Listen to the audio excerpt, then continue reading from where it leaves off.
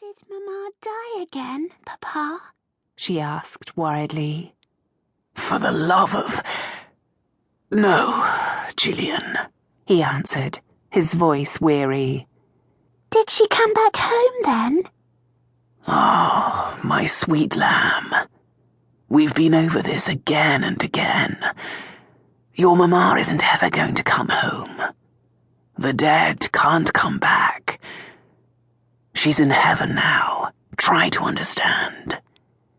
Yes, Papa, she whispered. She heard the faint echo of shouts coming from the floor below, and then noticed that her father was wearing his chainmail. Are you going to battle now, for the love of God, Papa? Yes, he answered.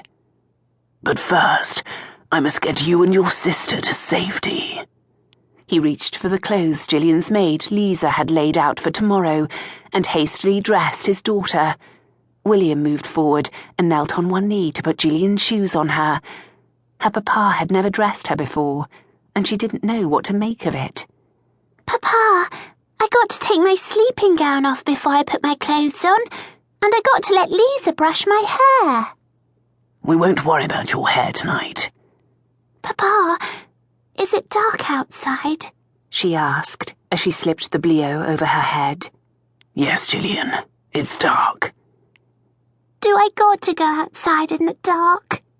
He could hear the fear in her voice and tried to calm her. There will be torches to light the way, and you won't be alone. Are you going with Kristen and me? Her sister answered. No, Gillian, she shouted from across the room. 'Cause Papa has to stay here and fight the battle for the love of God, she said, repeating her father's often-used expression. Don't you, Papa? Lawrence told Kristen to hush.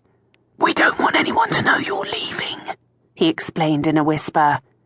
Can you be real quiet now? Kristen eagerly nodded. I can, she whispered back. I can be awful quiet when I got to, and when I... Lawrence put his hand over her mouth. Hush, golden girl. William lifted Gillian into his arms and carried her out of the chamber and down the dark hallway to her father's room. Spencer and Tom guided the way, carrying bright candles to light the corridor. Giant shadows danced along the stone walls, keeping pace with them.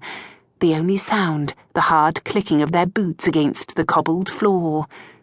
Gillian became fearful and put her arms around the soldier's neck, then tucked her head under his chin. I don't like the shadows, she whimpered.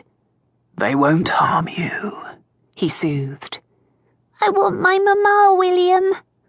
I know you do, honey bear. His silly nickname for her always made her smile, and she suddenly wasn't afraid any longer.